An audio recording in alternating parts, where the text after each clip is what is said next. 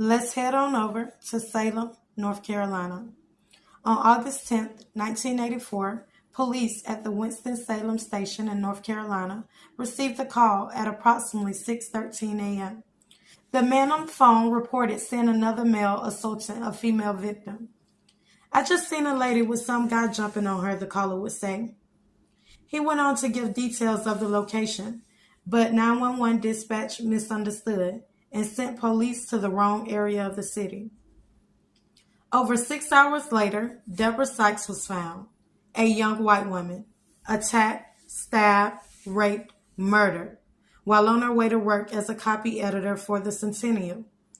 Left naked from the waist down, she would be found fairly close to where she was known to park for work in a field near Crystal Tower Apartments. An investigation would begin, and it would seem as it was growing cold. But on August 22nd, another call would come in saying, "I see the killer getting on the bus." It would later be confirmed that this 911 caller would be the original caller from August 10th. That man would later be identified as Johnny Gray. Mr. Gray would be given a lineup where he would wrongly identify Terry Thompson. Police knew Thompson wasn't the killer, as he was in jail on August 10th. And on August 28th, Gray would again call Salem Police Department, claiming to see the men he saw the morning Sykes died.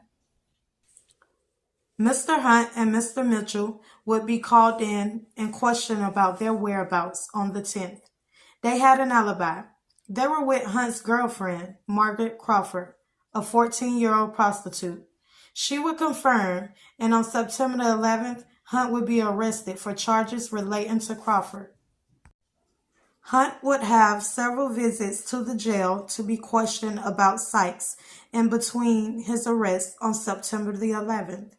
And on September 12, 1984, Darryl Hunt would be charged with the murder of Deborah Sykes, and prosecution would ask for the death penalty. His original charges relating to Crawford would be dismissed, with Darryl pleading guilty to a lesser charge on November 6, 1984. And Hunt would begin to prepare the start of the fight of his life, for his life. In May 1985, there will be multiple testimonies from experts and witnesses, some claiming to have seen Hunt the morning of August 10th. Police would give testimony on Gray's cause in picking Hunt out of a lineup, but would lie about Gray originally choosing another suspect. Hunt's girlfriend would testify that he confessed to her that he indeed was the killer. Gray would again confirm Hunt was the man he had seen, and Roger Weaver testified he was at work on the 10th of August. Mr. Hunt had come to his job, the Hyatt Hotel, and left pink blood in the sink and bloody towels in the trash.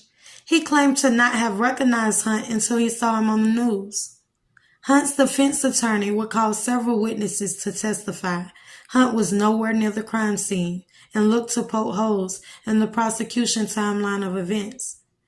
With Hunt testifying, he was offered $12,000 to blame his friend. On June 14, 1985, Darryl Hunt sat before a jury containing all whites and one black man to hear his fate.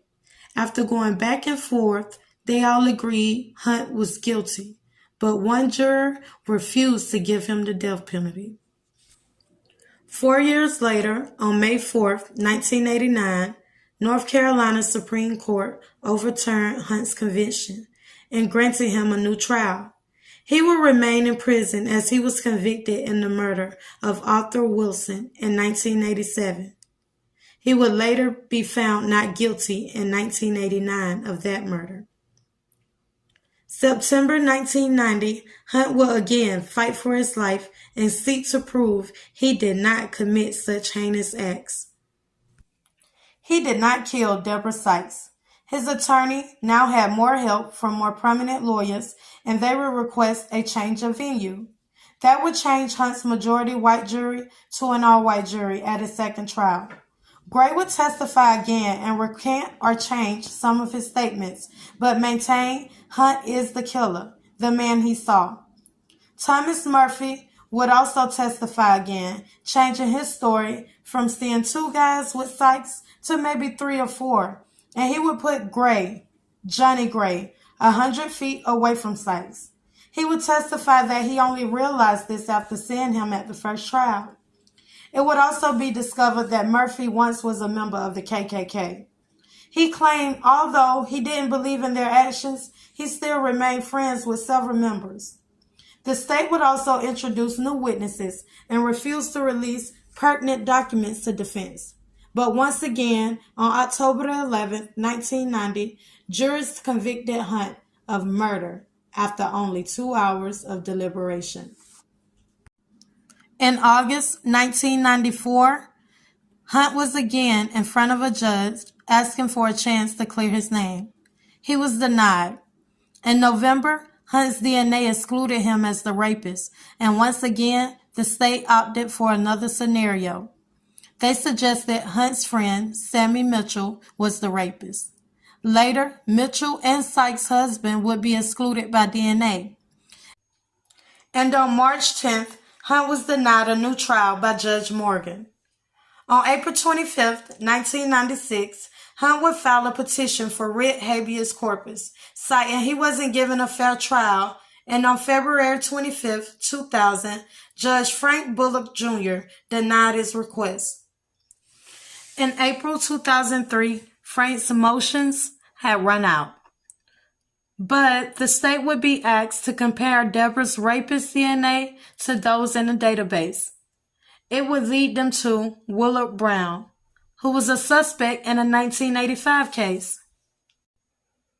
Regina Lane reported an attack similar in details to Deborah Sykes in February 1985, but was discouraged to pursue charges by Salem Police Department.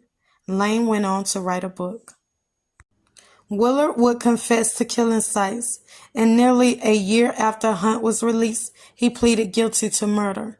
Darryl Hunt was released December 24, 2003.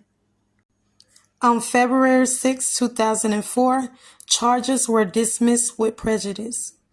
He was awarded $750,000 from the state and $1.65 million from the city.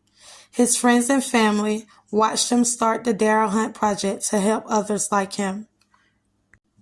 But they also watched him struggle with depression. And on March 13, 2016, Darryl stopped fighting for his life. He committed suicide by shooting himself.